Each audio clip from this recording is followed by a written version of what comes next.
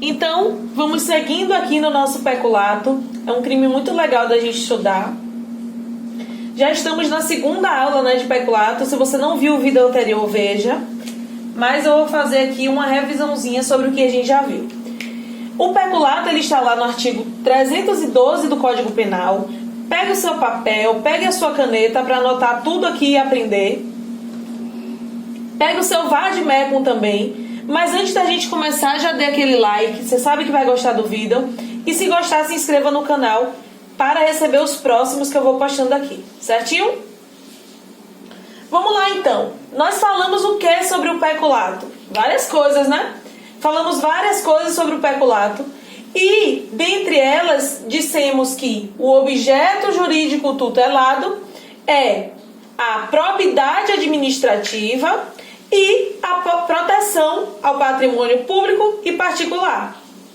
Falamos isso, né? E vimos também os verbos do tipo. Falamos que os verbos aqui no crime de peculato são apropriar-se e desviar. E dissemos que apropriar é pegar para si uma coisa que não é sua.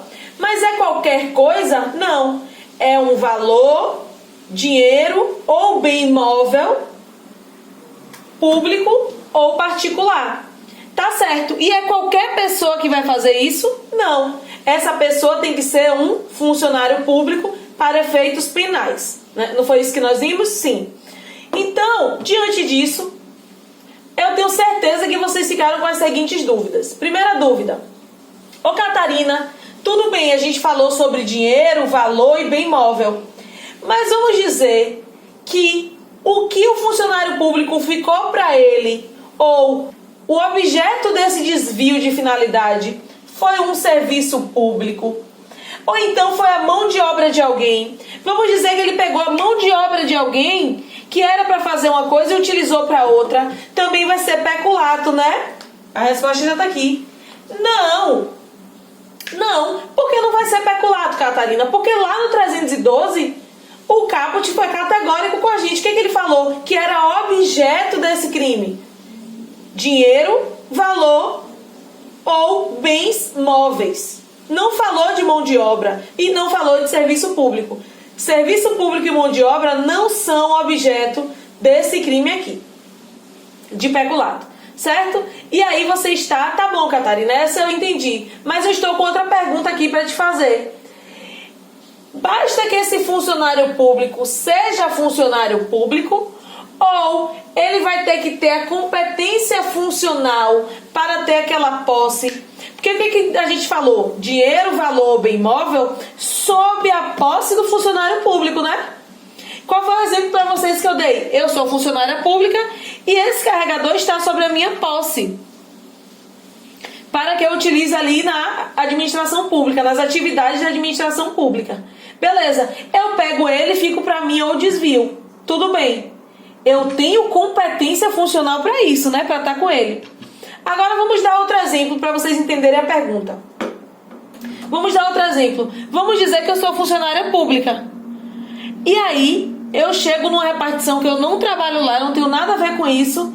Tem um carregador parecido com esse, eu pego esse carregador. É peculato? Não. Por que não? Porque eu não tinha competência funcional para aquilo ali. Então, a doutrina e a jurisprudência vão dizer que não basta você ser funcionário público. Você tem que ser funcionário público com competência funcional para aquilo. E a competência funcional significa o quê? Que você usou do fato de ser funcionário público, de ter acesso, de ter a posse a determinado bem ou dinheiro para utilizar de uma maneira errada. Então, não basta ser funcionário público, tem que ter a competência funcional.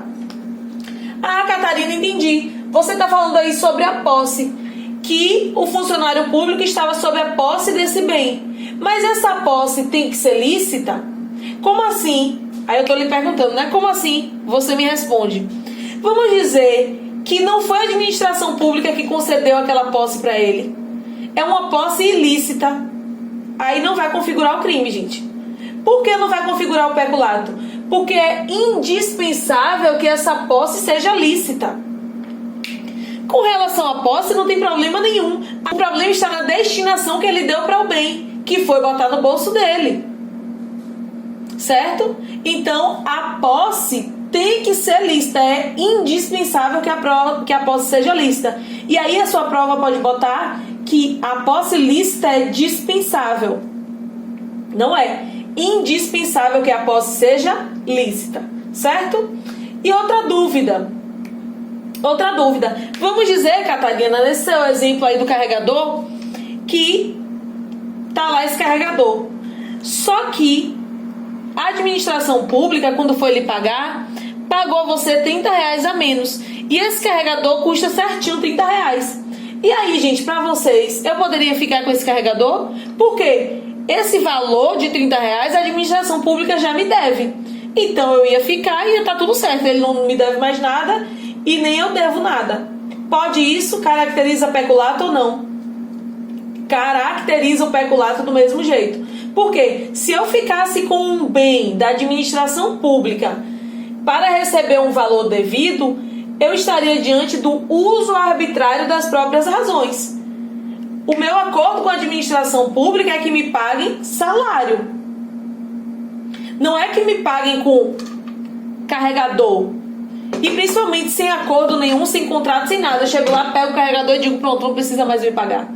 E isso é uso arbitrário das próprias razões. Se eu fizesse isso, eu também estaria incorrendo no crime de peculato da mesma maneira. Certo? Então, tiradas essas dúvidas, sigam comigo que nós vamos continuar estudando aí o peculato, seu sujeito ativo, sujeito passivo, tudo aquilo que a gente gosta de estudar. Lembre do seu like e venham comigo.